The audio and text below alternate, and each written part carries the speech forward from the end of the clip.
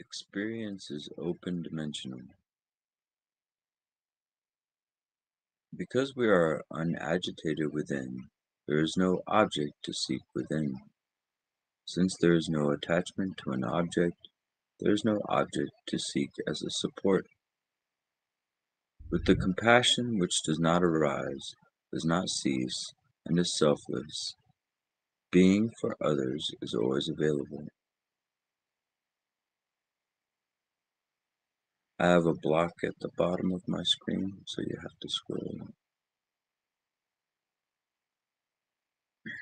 It does not need to be brought about.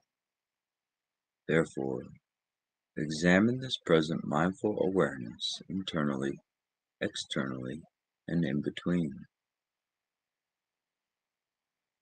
First, where does it come from?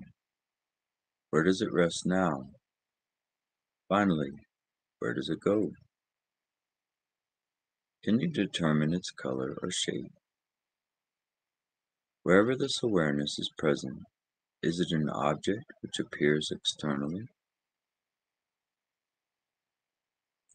Is it one of the psychological constituents of a person? Excuse me. Does it exist somewhere in between? Since you have not found this awareness by examining and analyzing what appears externally or internally, you ought to conclude that even the 10 essential aspects of Tantra are also not found upon inquiry.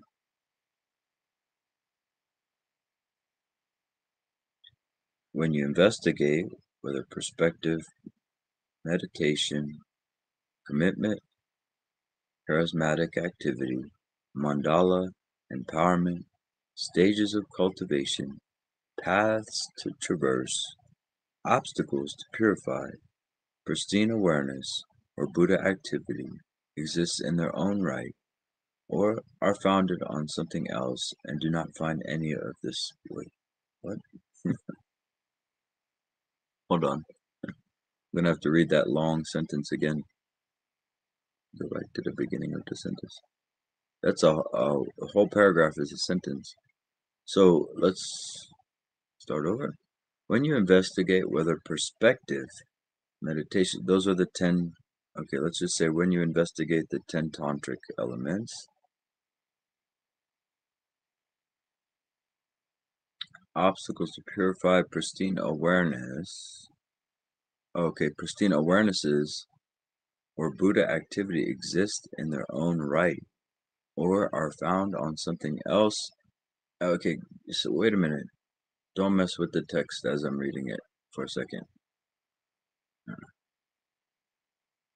It Rosemary. Can you get rid of all the boxes and stuff? And the lines underneath?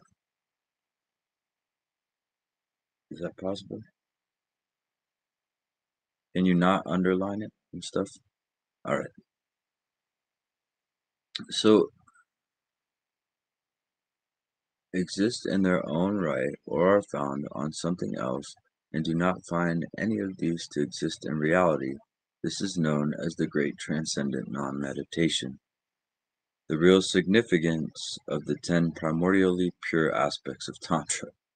Alright, that was a really messy translation there. I was going to go over it, but I suppose not. We can continue to scroll then. I was trying to figure that paragraph out there for you guys, but maybe it's not important.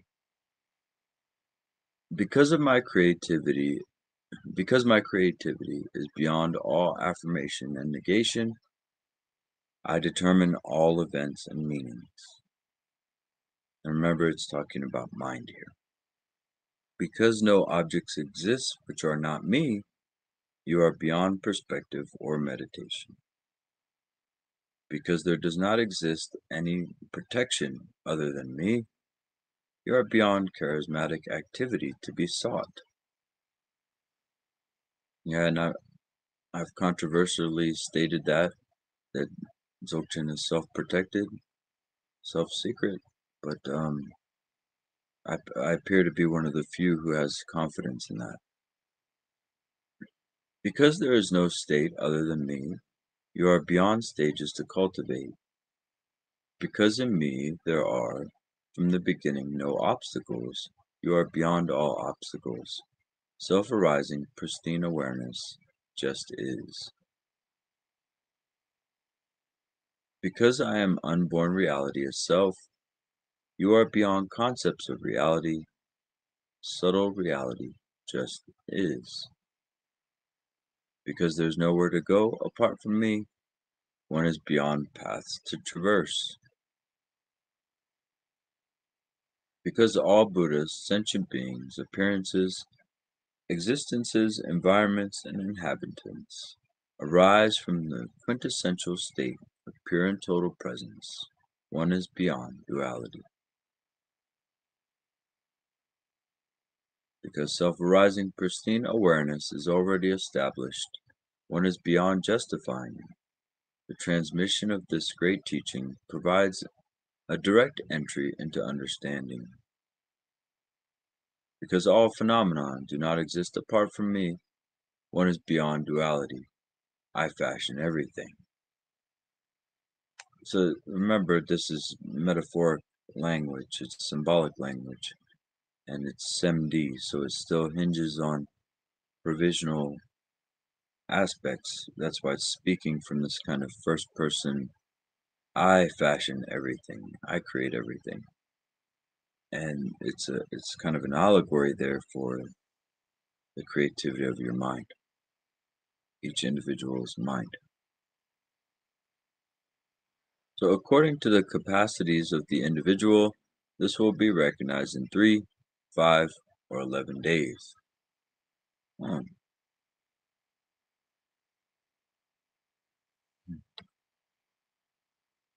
So accustomizing yourself to the perspective. After having become certain by means of this perspective, which is based on the absence of any partiality in the pure fact of awareness, begin by relaxing your body and mind in a solitary place.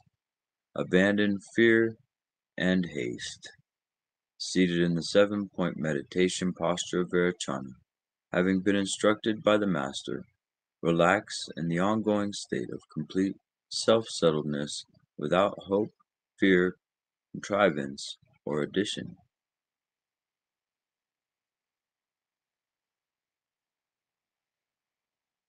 This is majestic utter sameness, the pure fact of being, where mind and what appears are primordially pure.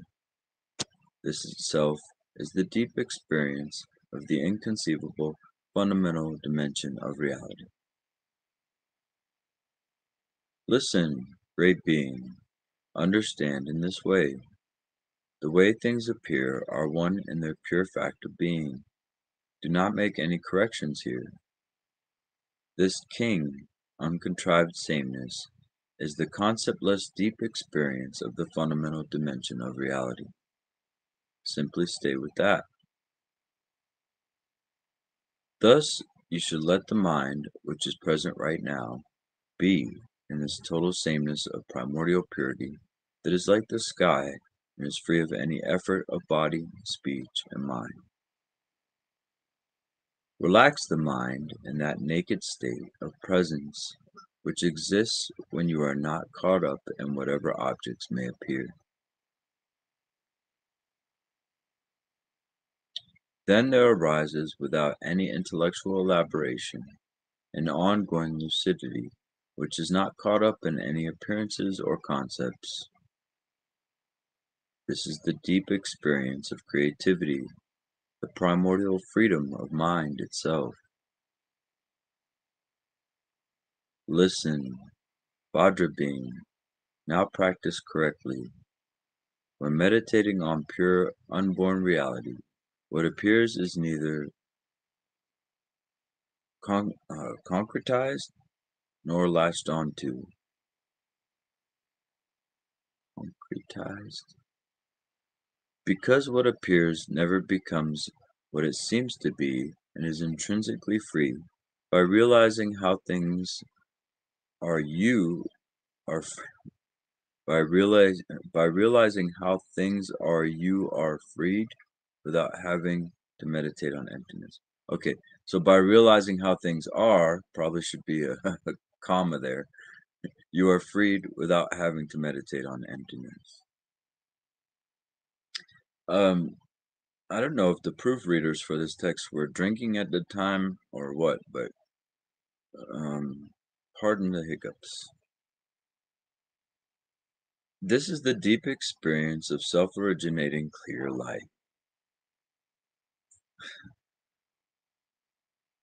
Oh, that's more roasting basic grammar. Even I know that. So, in this bliss, which, in its very being, is free from concepts, there is nothing to objectify, seek, or contrive with body, speech, and mind. There is nothing to focus on or characterize. Just relax in the reality of this blissful, self-generating, pristine awareness. I love how the text is right now going hand in hand with the meditation we had earlier. I'm not sure if any of you participated in that or not, but if you did, and you were able to connect with any of it, this entire two sections that we've read so far is totally corresponding, which I didn't actually plan that out, but it's totally corresponding with the meditation we did earlier of resting in awareness. Yeah, just relax in the reality of this blissful, self-generating, pristine awareness. It's a good line right there, huh? So this is the deep experience of self-originating clear light. This is the activity, in its deepest sense, of the majestic creativity which fashions everything. Settle into this uncontrived, stainless, intrinsic clarity for as long as possible. Whatever thought arises in this dimension should be looked at nakedly. Rest there. By being right there, that thought, without having to be eliminated, is released. Remaining with that state of contemplation, the thoughts release themselves right away, like a drawing on water.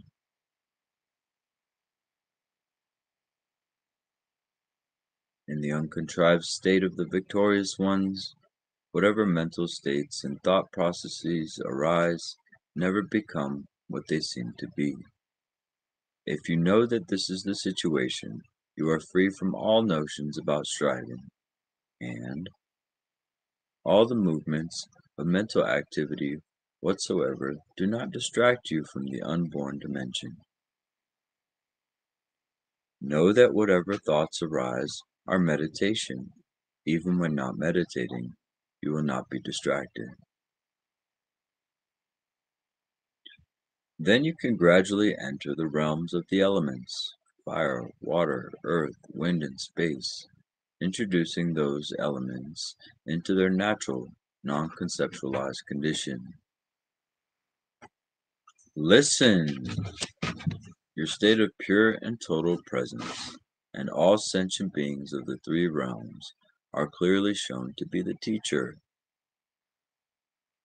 Because you have not seen your mind as the teacher, even after 100,000 aeons, when I, the majestic creativity of the universe, manifest as the teacher, your own mind, you should listen to the message.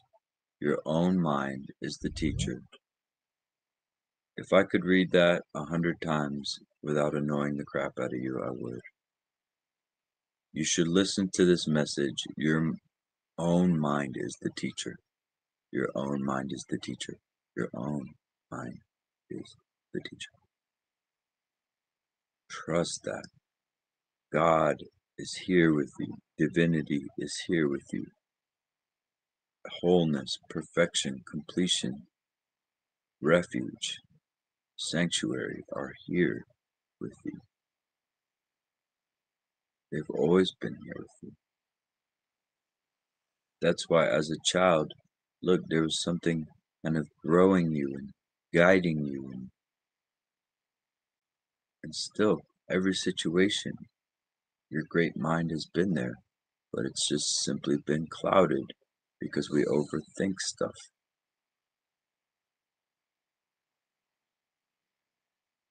And we love to fantasize.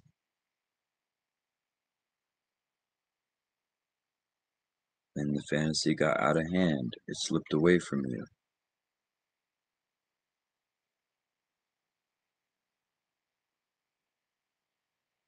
So just like these folks that are dealing with drugs right now, all of a sudden the drugs got harder and you didn't know it. They got more powerful, more potent. Or that's what happened to you. You went into the samsara very innocent, and all of a sudden the trip kicked in pretty hard. But your freedom, your enlightened mind is here. I don't know. That line right there is.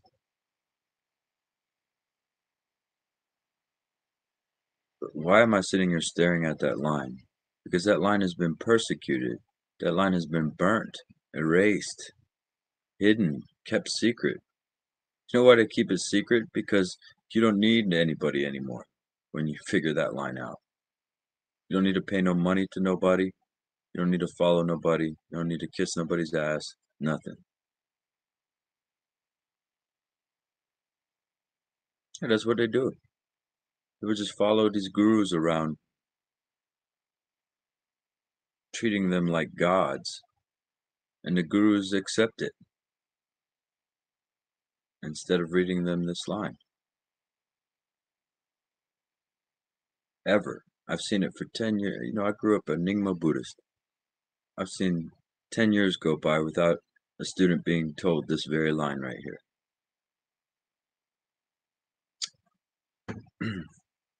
So don't mind my dramatics.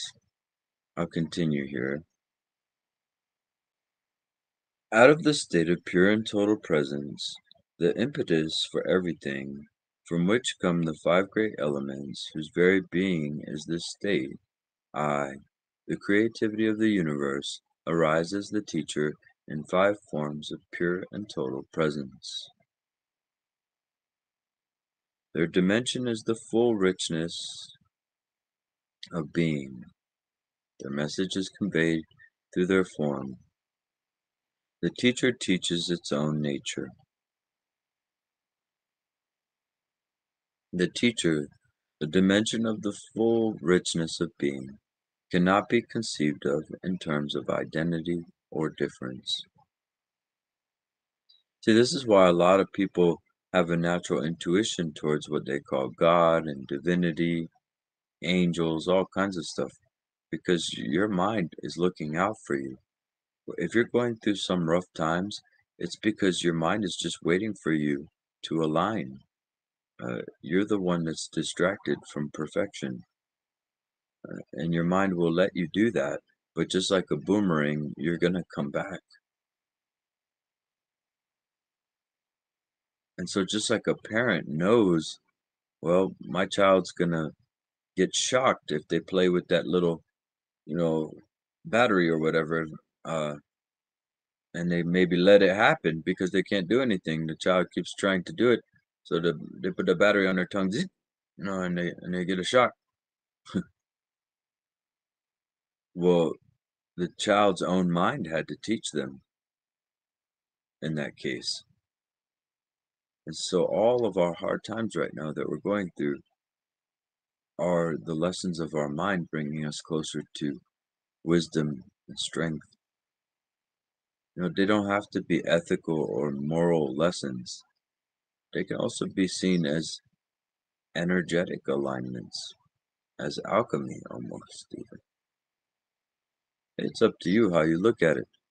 But from my perspective, all beings are headed towards full enlightenment. And what they're going through right now is perfect. That's what they need to be going through to get there. If you only believe in one lifetime, that may not be as apparent. because you see people overdosing on drugs or committing suicide or something. Well, uh, I don't subscribe to one lifetime. I think that's ridiculous. But I can understand how people cannot see the whole picture. I can understand that. So the five forms of the state of pure and total presence show everything to be the truth itself.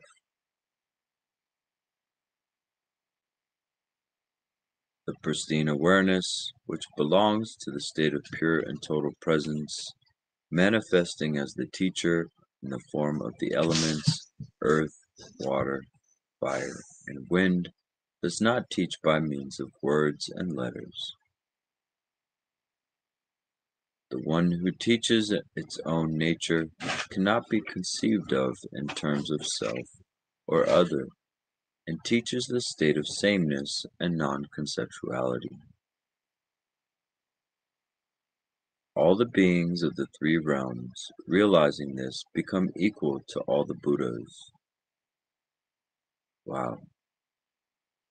I know not many people believe that, but I fully stand behind that line. All the beings of the three realms, realizing this, become equal to the Buddhas. All of them, without exception. Every ant, fly, moth, person, dog, elephant, bird.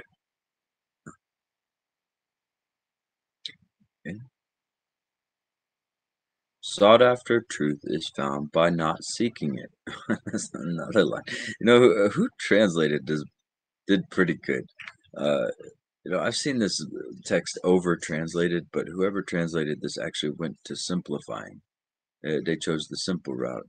There's another great line. Sought after truth is found by not seeking it. These could be fortune cookies at this point.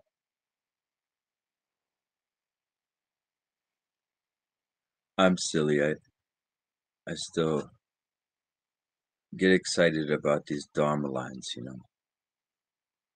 So the pristine awareness which belongs to the state of pure and total presence, manifesting as the teacher in the form of the element space, does not teach by means of words and letters. The one who teaches its own nature cannot be conceptualized as self or other, and teaches the state of non-divisiveness. These teachers, manifesting themselves among all beings of the three realms, teach by means of their own forms. By this, everyone understands. The language that nobody can argue with is the language of reality. Reality is a heck of a teacher, huh? Listen! Because all you beings of the three realms were made by me, the creativity of the universe, you are my children, equal to me. You see how that could easily right there be misconstrued as theistic? You were made by me. You are my children, equal to me. That's pretty much what the Bible's saying, except here we understand it to be referencing mind. Because you and I are not separate, I manifest in you. The five teachers, who are my very being, although they have five facets, are shown to be one. Here they're referring to the five Buddha families and the five Buddhas, which are personifications of your own wisdom mind. So your equality, your all-accomplishing wisdom, your discerning wisdom, your wisdom of Dharmata, and all-encompassing. Did I say all-encompassing? All-accomplishing.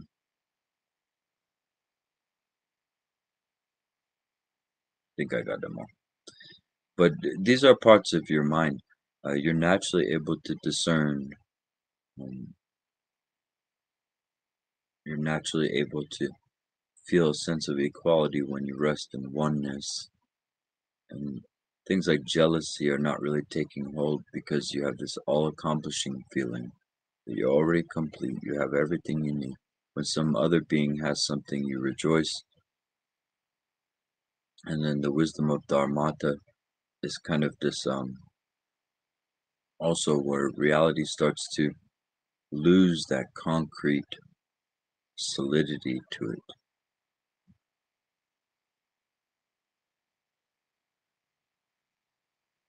And I feel like I'm missing one here.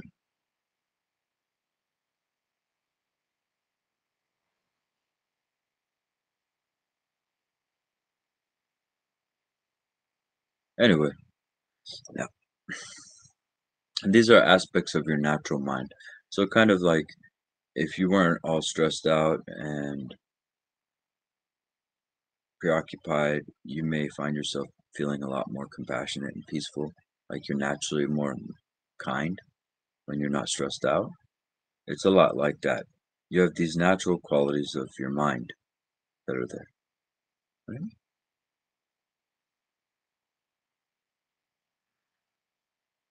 So the five teachers, as that one is me, the supreme ordering principle of the universe, you should believe in the same way. Now that's a kind of a tricky one. You don't believe this stuff. I'm inviting you to see this stuff. Your mind is involved in reality. All right, don't believe it. I think that was just used kind of as a gloss there when they said you should believe this. No, and Dzogchen is not about belief at all. In fact, if you believe something, it could severely hinder you. Your beliefs actually begin to mold your reality instead of allowing the deconditioning of reality and true revelation of reality. Listen, all you beings of the three realms, without exception, if I did not exist, you would not exist. When you do not exist, the five teachers also do not come about, and this non-conceptual teaching cannot be taught. Thus, because what appears is understood to be open, by not grasping after whatever appears, understand directly that whatever is experienced arises intrinsically free, self-originated, uncontrived, and untainted.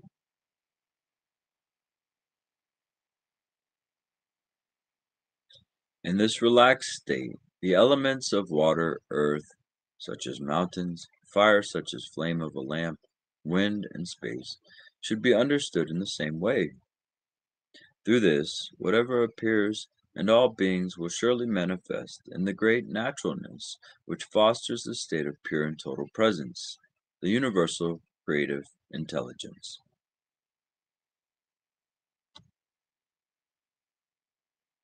Therefore, by encountering the elements in this way, and by remaining from now on in the dimension of total natural perfection of all phenomena, faults are primordially purified, and all positive traits and opportunities are spontaneously present. Though you still have a physical body, your state is that of Buddhahood itself. Scriptural presentation of this says, in this there is nothing which is not complete. One perfect, two perfect, all perfect.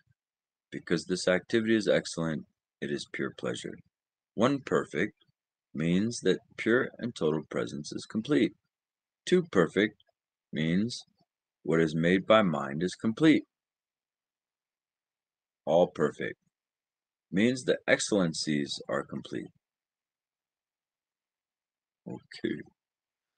Because of this precept of one perfect, you remain in a state of Buddhahood. Two perfect means that whatever appears is complete as the magical play of mind. All perfect means that everything becomes the five excellencies. One perfect, two perfect, three. One perfect, two perfect, more perfect. Everything perfect. Why do they need two perfect if they already have one perfect? All right, those who live in this state of non-activity through embodied though embodied as human or God, are this reality of Buddhahood. When acting for the benefit of sentient beings through this way of abiding, they experienced pure pleasure without having to strive. This passage means that from of old it is predicted that you will arrive at the state of Buddhahood. Okay, so it's saying that that whole passage says you're going to arrive at Buddhahood. That you know, we are from the days of old. It probably should have said this passage means that from the days of old it is predicted that you will arrive at a state of Buddhahood. That's the saying, days of old, not just from of old. Maybe I don't know, but that should be kind of good news, right? There really is an awakening happening. Um, but the propaganda and psyops that we're dealing with will have you constantly thinking about war and worried about the end of the world, and they're programming you to be apocalyptic. Uh, they love catering to the negative bias and the propaganda and the cultural trends, and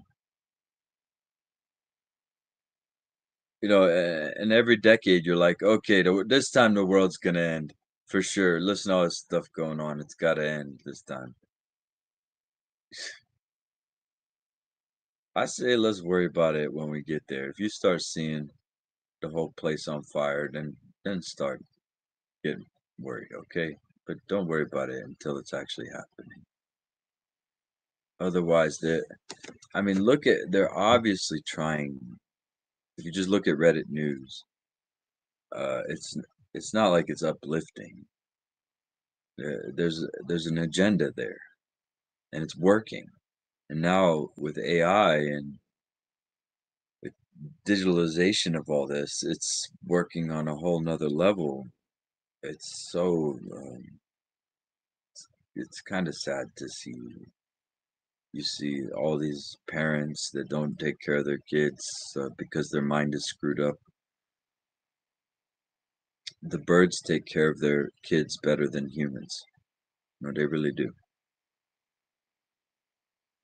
I picked up a guy just the other day, and he was out of his mind on drugs. I don't even know why I picked him. My friend asked me to pick him up. Usually, if they're too messed up like that, it's a danger to me and my dogs and my car. And he was incredibly freaked out. And I found out he had kids, and I was just thinking, like, how? How could you be this messed up when you have kids? You know, I don't even feel like what if I'm drunk in front of my dogs, I feel like they're looking at me weird, you know? So I don't know. I'm not trying to hate on anybody, but if you have children or pets, these are the blessings in your life. They're the ones that are trying to bring you to presence. Um, of course, now if you're estranged from your family, which is quite common, it wasn't my family, then this doesn't apply to you. But if your animals, children, friends, people are within your grasp, within your vicinity, and you have an opportunity to spend time with them or acknowledge them or have a conversation with them, I would say do it.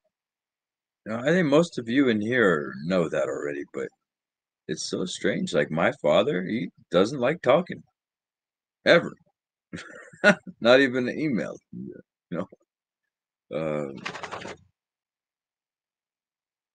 I'm not like that. If I had children, which I don't, I'd probably be one of those obsessive dads who never leaves their kids alone, constantly checking on them and stuff. But I don't know. I feel like we need to bring our warriorship back a little here and don't let yourself get too loose and weak.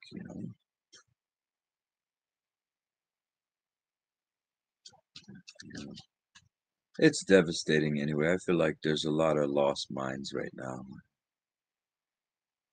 Speaking of the birds, it was the most amazing thing. I wasn't sure about if I was going to end up sharing this story, but it came up. So I don't know if you all remember, there was a snake trying to get to these baby birds outside my house. And so I moved the snake.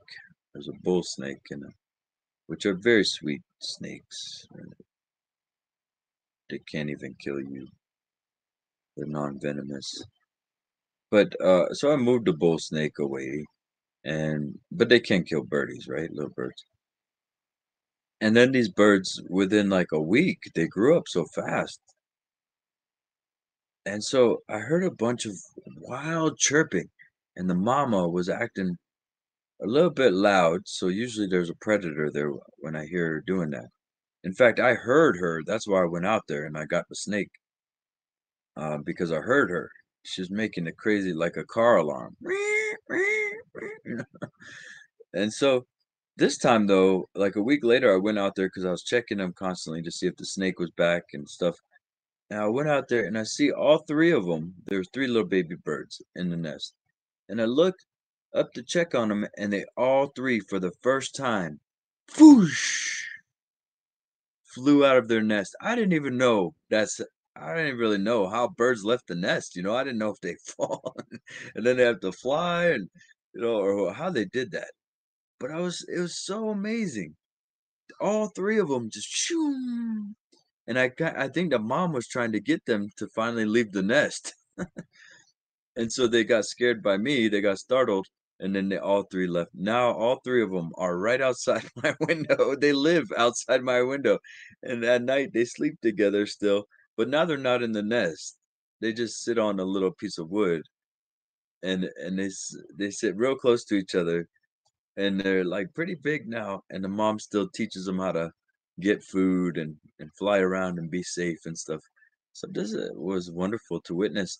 If I was busy, busy, busy in my mind, I would never have caught all that. But that's my sharing.